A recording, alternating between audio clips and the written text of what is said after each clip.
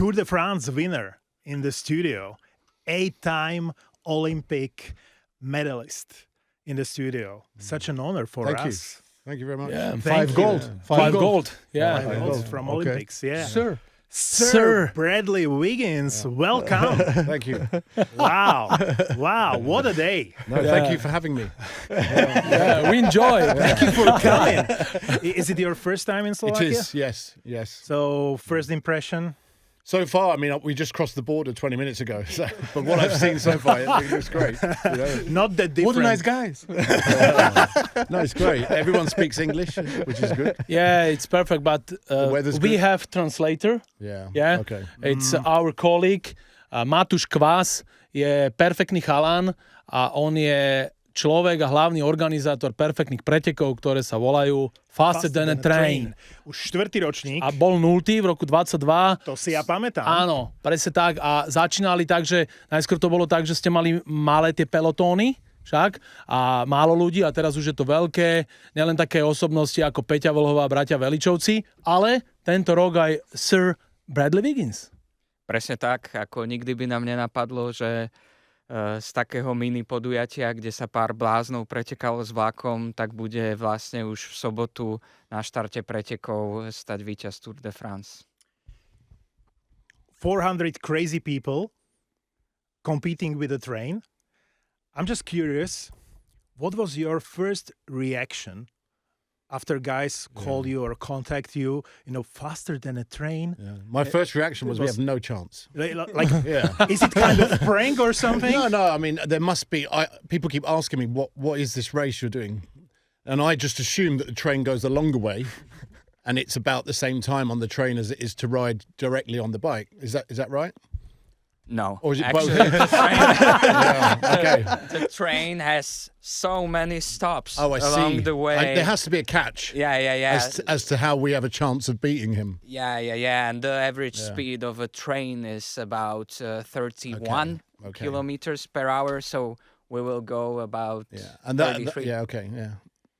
And that's dependent on there not being any problems along the train track. Yeah. Like a dead exactly. body or something like that. Yeah. Because then we're guaranteed to win. But you are holding a world record for 1 hour. 1 hour. Yeah. More than 54 kilometers in 1 hour. Yeah. It must be hell. It was hell. It was 2015. Yeah.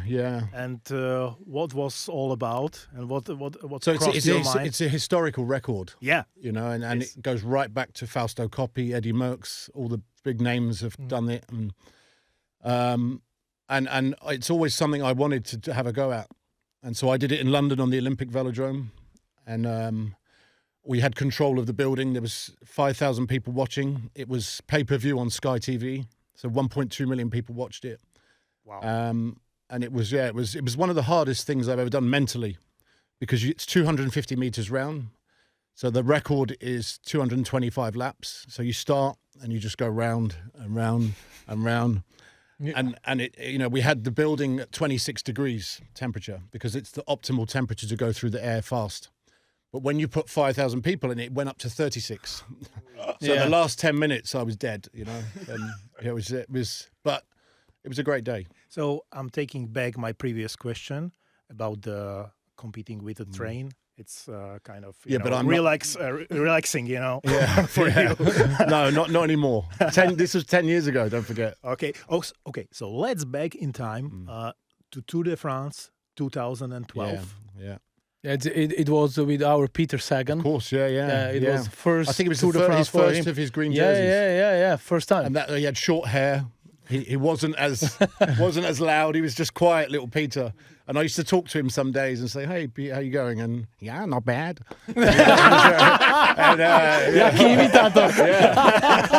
And then of course his career just went like this, And he became a rock star of the sport with the long hair and everything. 3 times world champion, Paris-Roubaix, Flanders, and what an icon, a real icon. And I keep saying it, the sport really misses him, because we don't have personalities and characters like Peter was in the sport anymore. The interviews he gave, how unpredictable he could be in those interviews. But the way he raced also was, I mean, he brought cycling to the forefront in Slovakia, didn't he? How do you remember? What are your memories about one of the greatest teams ever? You know, with Chris Froome, Mark Cavendish, and everybody else. It was. We had a huge sponsor in Sky, lots of money. And I think at that time it was groundbreaking, you know. And Sky set the way for how the sport is now, you know, big budgets. You know, the focus on the material, the bikes, we had the buses, the cooking trucks, and now I think Sky almost set a precedent to how the sport is now, really. Yeah. Who was lazy? No, Chris Froome. Že on bol líder, Sir Bradley bol líder a Chris Froome ako keby sa nechcel podvoliť, že ide robiť predtým. A to bola zápletka v tom roku 2012. Yeah. Ako sa na to spomína? Tomaggio is saying that from his point of view, Chris Froome during the 2012 tour didn't want to collaborate with you guys as much. There was, when I look back now, you know, it's not as upsetting as it was at the time, because I realise now we were all just individuals and really ambitious, but you have to race together as a team. And Chris was, I mean, his career afterwards, what he did was incredible. He's still, for me, the greatest tour rider of my generation. But it was, you know, it was just the way things worked out. He was super ambitious, and you know, it played out in front of the world on TV. But me and Chris, you know, we fell out at the time, but we have a good relationship now. And you know, it's what happens when you have, you know, he was a threat to me and I was a threat to him. And it happens a lot in big sports teams. You have big personalities, big characters that have ambition. And sometimes it's not going to pan out as nicely as you expect it to. The guys are asking if there was any tension among the whole team during that tour. Yeah, I mean, it was a high pressure environment, you know, and not just the dynamic between me and Chris, because you had a world champion in Mark Cavendish as well, who wanted to win the green jersey. So we were chasing two competitions, and Mark had ambitions of winning as many stages as possible to try and take the green jersey. We had myself and Chris Froome first and second on GC. So it was a balancing act, you know, trying to, that's, when you have a team of superstars, it's always, there's going to be some frictions in there. And some of the best sports teams that have ever existed, not all the people have ever got on in the team. So I think it's just testament to how good we were. But we got the result at the end of it. And how emotionally was this last tour of yours, last Tour de France in your career, and you won it? Yeah, I think. Do you know what? It wasn't as emotional as people expect, because firstly, we had the Olympic Games in London 10 days after. So all the focus when we got to Paris was, okay, we've won the tour. We've no celebration, forget about it, because we had to go straight to London for the Olympic Games, which probably overshadowed the Tour de France, because I grew up in London, and to have a home Olympic Games 10 days after winning the Tour de France. And of course, I opened the opening ceremony and rang the bell. And it was a huge event. So already you forgot about the tour because we were at the Olympics. So you didn't have time to get emotional, really. Yeah. Môžem sa ešte prisadiť pri tom Cavendishovi. Ten Mark Cavendish, tak na neho ste aj vy robili, aby on vlastne naháňal Sagana o ten zelený dres. A oni mali taký crash legendárny 2017 a vlastne Sagana vylúčili z Tour de France. A ako on to videl, že prvé zábory boli, že to Sagan mu dal lakeť, ale to tak vôbec nebolo. A že či to nebolo aj unáhlené. Ako videl celý tento ich spor Cavendish-Sagan? Yeah, this is one huge topic in Slovakia, the crash between Mark Cavendish and Peter Sagan in 2017. If you remember. Yeah, I vaguely remember it because by then I'd already retired and I was high as fuck, you know, slipping into a drug addiction. So I didn't really watch the tours those years, you know, because my life went like that when I retired. But I vaguely remember the incident where the Cav went for a gap that wasn't there. Yeah. And brought Peter down. And I remember it was a huge topic at the time, and Cav, you know, took a lot of criticism for that, but I didn't know it was still a big talking point. It's still a topic here in Slovakia. So what did Peter lose from that? Did he lose? He came out the race, didn't he? He hurt because he would have won green again, wouldn't he? Áno, on nevyhral. On mal 7 zelených. Áno, a bol diskvalifikovaný z celej túr. On už nepretekal. Oni ho vylúčili. Oni ho vylúčili z Tour de France. Out of the race. No. And it's still a pain point in Slovakia for many fans that he was disqualified from the tour. Yeah. Já si chci zeptat už ne na Cavendisha, ale na jinou věc, protože ta tour, my to sledujeme tu v telkách, to je krásný závod, to je vždycky v létě 2 týdny tour a čo jsou před telkách. Který kopec je pre něho nejpamatnější, na který vzpomíná z celé Tour de France? Do you have any iconic climbing from any Tour de France? Your favorite? Možno, že ktorý ho najviac bolí. Probably my favorite and the most closest to me is the Mont Ventoux. Mont Ventoux. And for, when I was in the first tour I did really well in, where I was 4th, 1 spot behind Lance Armstrong, was in 2009, and that was the last mountain finish. So I was battling with Armstrong. There was 15 seconds between us for the podium. And so I'm climbing up there with Contador, Schleck, and Armstrong, of course. Andy Schleck, yeah. Andy Schleck. Yeah, Andy. Well, Frank was there as well. And Frank, also brothers. Yeah, and it was a really emotional, because, of course, we have a British icon in Tommy Simpson, who died on Mont Ventoux in 1967.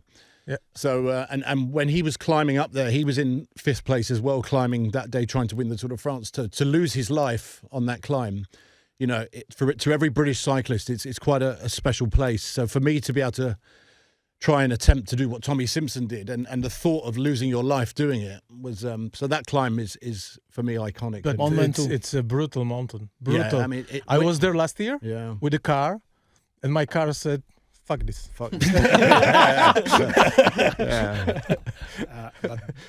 in 2012, there was no Mont Ventoux. No. So you won without this climb. Yeah. 2009 was very brutal Tour de France, because there was Verbier. Yeah, Verbier. Mont Ventoux, and in Pyrenees there was Andorra. Yeah. It's so brutal. And there was winner Alberto Contador, El Pistotero. Yeah. El Pistorello. El Pistorello? Môže byť. A čo hovorí na fanúšikov? Keď ty šlapeš hore, si úplne zakyslený, že ledva žiješ, a tam ti tá vlajka ide do tváre a tak. I mean, it's the only sport in the world where you can get that close to the sports stars. So it's the sport would be nothing without the proximity of the fans. If you ban the fans from the climbs, the tour wouldn't be the same. So they have to coexist, both of us. And it's what makes the sport so unique, I think, having those fans. Perfect. And you don't mind? Well, I mean, you are dying on the hill, and someone is shouting to your face. I think it was on Alpe d'Huez a few years ago. Chris Froome had urine thrown on him, and that year in 2009 when we was climbing, all the Spanish fans were spitting at Armstrong and things like that. So it can get quite hostile. You mentioned Lance Armstrong, and we discussed with Pavel right before you came. When you waiting for you, that your relationship with Lance Armstrong is kind of special. Yeah, because you criticized him, and then. Yeah, I mean, at the start, I kind of when all the shit happened with Oprah. I was on Sky, I was a defending champion, and I had to go into an interview to face the world's press with a list of things from Sky that they wanted me to say. And I felt like I couldn't say what I really wanted to say. And a few years after that, I apologized to him, for not being authentic, and he really appreciated that. And then I started saying what I really thought in years after. So we stayed in contact, and Lance has been the biggest help to me in the last few years. When I had a lot of issues and drug problems and things. He was there for you. Yeah. I mean, he supported you. He got me back on my feet. He put me in rehab, and much like he did with Jan Ulrich. So on a human level, in recent years, Lance has been, a saviour to me in many ways. And again, that's not to condone what he did during his career with drugs. People think that the two have to, how can you talk to this guy? But, I think it's, you can only take people as they treat you, really. So from that point of view, Lance has been great to me. Môžeme sa opýtať na také funny veci, že ten náš Peter Sagan, že ty to dobre hovoríš, že je to rockstar a on dokázal také veci, že na zadnom kolese išiel proste do kopca a dokonca som videl, ako podpisoval svoju knihu. To som sa chcel zeptať, si niekdy podpisoval knihu? Že takéto vecičky, či ty si dokázal robiť počas Tour de France? No, I mean, my last ever road race was the Tour of Britain in 2016. And that was the year that Froome ran up Mont Ventoux. Maybe he ran... And I was struggling that day, and so we went up this really famous steep climb in the UK, and the only thing I could do to entertain the fans was I left my bike and ran up the climb to replicate what Chris Froome did, because the images of him running up Mont Ventoux are still so... A môžeme ešte pri tom Saganovi, že Sagan, on bol špecialista aj na stávky a práve na tej prvej túr ktorú ty si vyhral celú, tak on v 2012 sa stavil s manažerom Liquigasu, že keď vyhrá viac ako 2 etapy, že 2 etapy stačia a dostane Porsche. A normálne Sagan vyhral 3 etapy a ešte aj zelený dres k tomu a vyhral Porsche. Ty si mal takéto stávky s niekým, že... Takú tú extra motiváciu. No tú extra motiváciu, že ti niekto ponúka, že počúvaj, tak ty dostaneš... Na čom chodila tá Victoria Beckham? Na Rolls Royce? Rolls-Royce. No, tak, že či si mal takúto ponuku stávku? No, nothing really. Not like that. No. Nemáš dobrých manažerov. No Porsche in garage? No. What kind of car do you drive? I only have a Mercedes. I'm not really into cars. But at that time, one of the things that I was mostly into was music.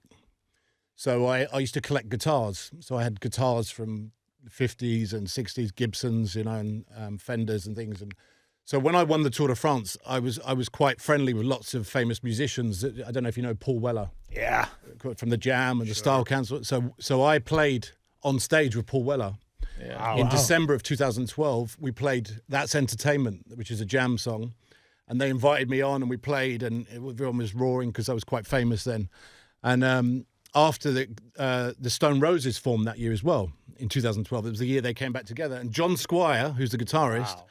is a huge cycling fan, and I gave him a yellow jersey from the tour, and he gave me his Beano Les Paul from the first Stone Roses gig in Warrington Park Hall, which was incredible. So that was my thing was vintage guitars. Now you are talking to Tomajo. He's not only a sports fan, but he's a morning broadcaster in Radio Rock, the most listened to rock station in Slovakia. And one of my favorite musicians is an Irish musician called Rory Gallagher. I don't know if you remember Rory. Yeah. I had one of his guitars and his amp as well in the flight box with Rory Gallagher on it and stuff. Wow. So I had and the other one I had, which was from the Pete Townshend's family, I had a Who Rickenbacker 12-string. What a collection! Yeah, no. So yeah. Má víc gitar nebo víc kol doma?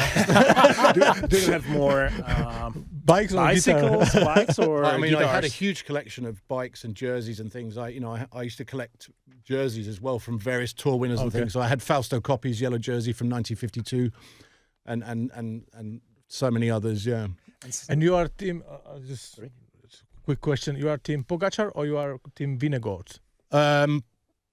Neither, probably. Oh. But I have a huge amount of respect for both of them. I think what Pogačar is doing at the moment is, I think, quite impressive. Yeah, I mean, it's mind blowing in some ways. And we've, people, the comparison with Eddie Merckx, of course, who's the greatest of all time, and Pogačar is, comparable with him now. But even Pogačar's doing things that Merckx couldn't do, really.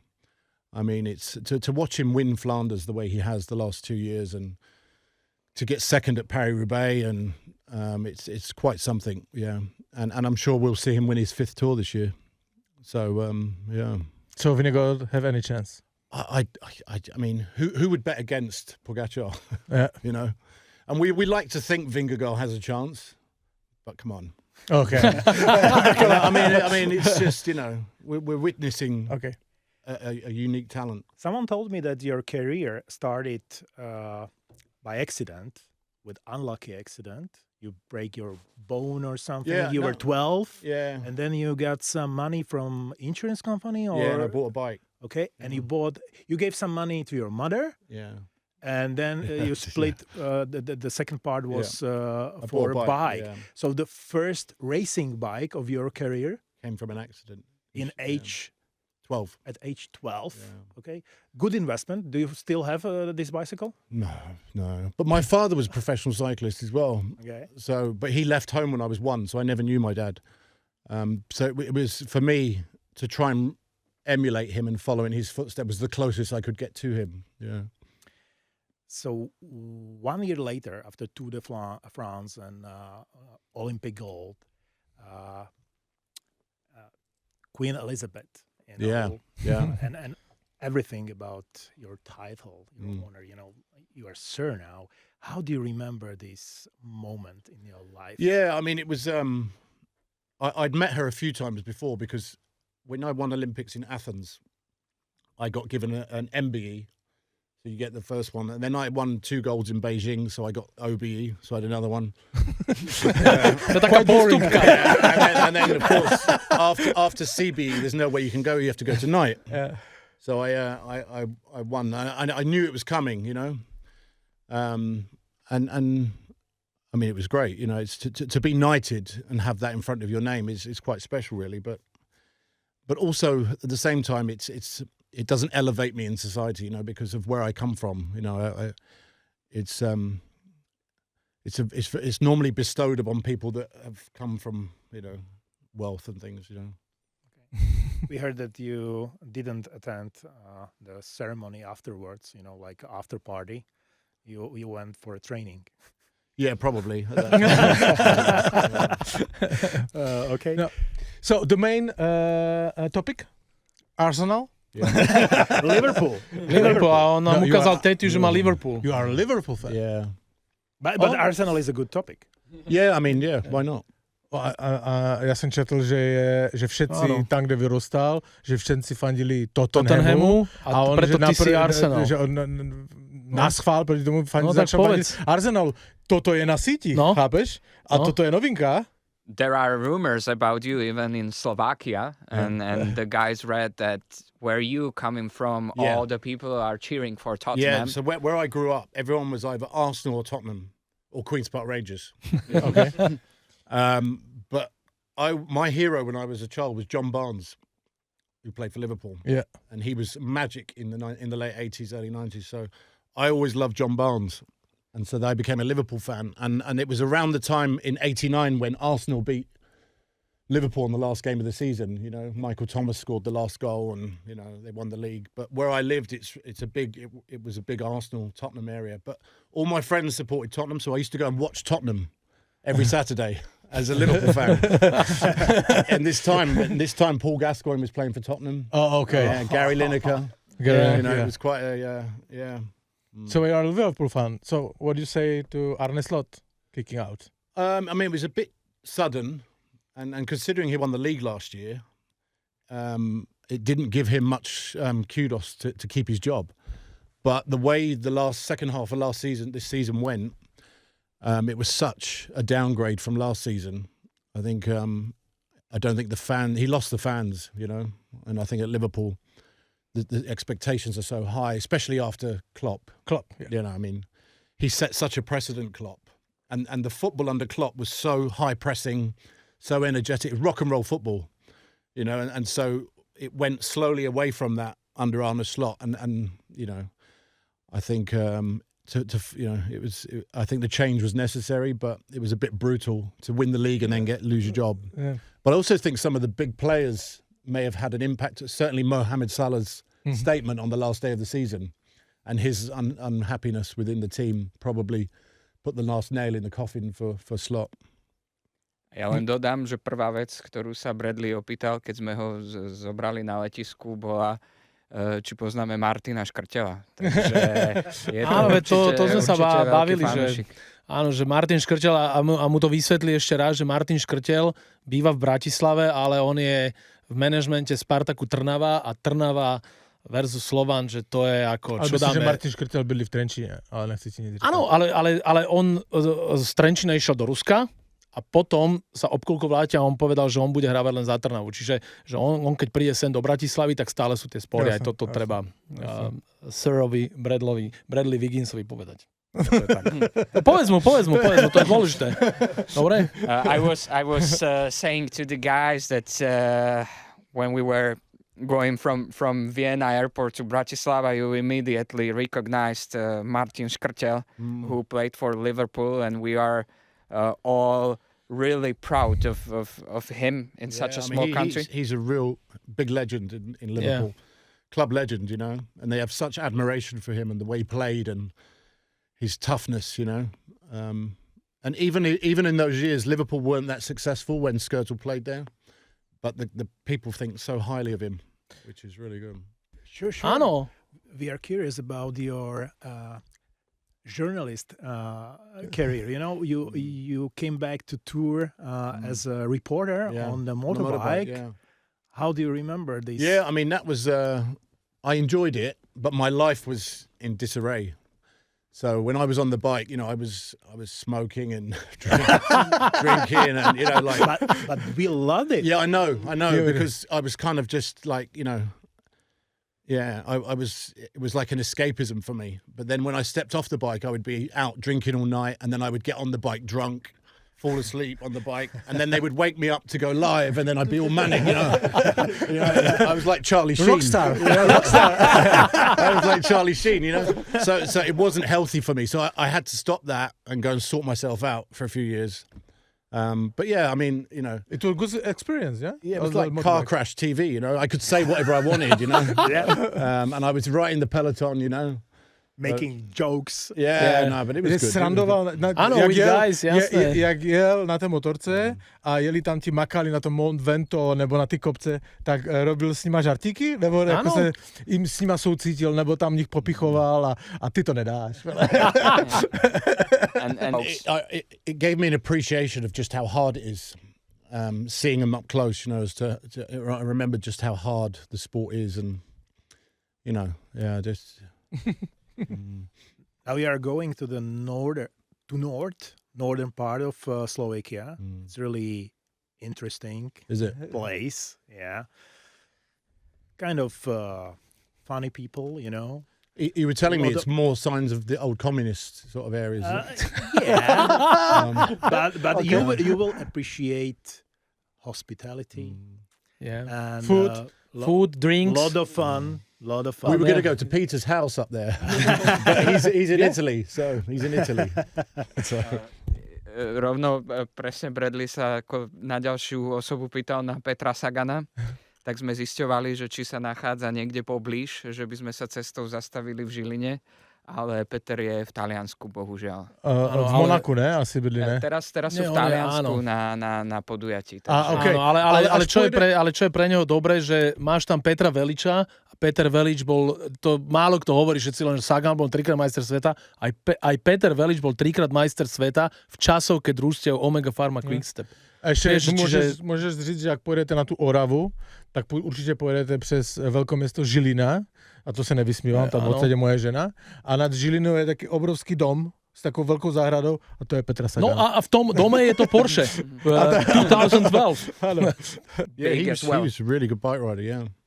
I remember Peter a lot racing with him. He was always quite good in time trials. Yeah. Áno, on je trojnásobný majster sveta v časovke tímov, lebo vtedy Omega Pharma a Quickstep bol very strong team. Yeah, he's a three-time world champion in a team. A on bol jednu sezónu bol tretí na Grand Tour, Vuelta España, third place. Yeah, he was, yeah. And after this he was second because it was doping or something. And among these 8 medals from Olympics, 5 golds, which one has the biggest story, you know? Is it 2012 London? Yeah, I think maybe London, because, you know, when I started cycling when I was 12, and I lived in a really, really deprived part of London, really rough, you know, lots of stabbings and knife crime and gang culture. And so I used to have to get out of where I lived, you know, wearing cycling clothes, you know, and I used to run the risk of losing my life because all the kids that I used to hang around with, you know, they were, you know, at that time cycling wasn't cool. So it was to see where cycling had got 20 years later when I did the London Olympic Games, and it was, you know, we were all famous and cycling was perceived as really cool. It was a real societal change, like a real social change as how it was perceived. And from where I started, you know, so London for me will always be really special, you know. Sir Bradley Wiggins. Yeah. Thank you. No, thank you guys. Thank you. It's been a It pleasure. was a pleasure. Yeah, we really enjoyed it, and we appreciate it that you are here in the studio. Yeah. It's really an honor for us to sit OléOlé. next to you and talk to you. So thank you. Have a good weekend here in Slovakia. Faster than a train, 4. ročník. Áno, a dúfame, že budeš rýchlejší. We hope that you will be faster than the train, okay? Good luck. Kedy začínate, Matúš? Ešte si poprosím preložiť, že môj život je naplnený tento moment, lebo vidím niekoho, kto vyjel Mont Vento. Na vlastné oči niekoho, kto to vyjel. Kto to? Ten pekelný kopec. Yeah, he is saying that his life is now fulfilled because he's seeing live someone who did that unbelievable climb at Mont Vento. Okay, good man. Začíname v sobotu, zajtra od 9 rána až v podstate do 7 večera budú Oravu sprevádzať 5 pelotónov, dokopy 400 cyklistov, ktorí sa budú snažiť poraziť vlak. Áno, musíme povedať, že štartujete v Kráľovanoch a idete až do Trstenej a trať má 57,8 km. Vieš, a priemerka, aká tam bude? Cez 30 km musia ísť, nie? Určite, musíme ísť aspoň 33, ale sú tam aj pelotóny, ktoré idú 37 a vyššie, čiže fakt borci. Čiže naozaj rýchli. Does he know it? Yeah, I told him about the average speed, but look how in shape is Bradley, so I think he will... Yeah, easy okay. peasy. Fine. We will keep our fingers crossed. We have to get through tonight first. Now you are talking. Well, it's Friday night in Bratislava, isn't it? Enjoy. There's a whole documentary in that in itself. There's a whole podcast in that.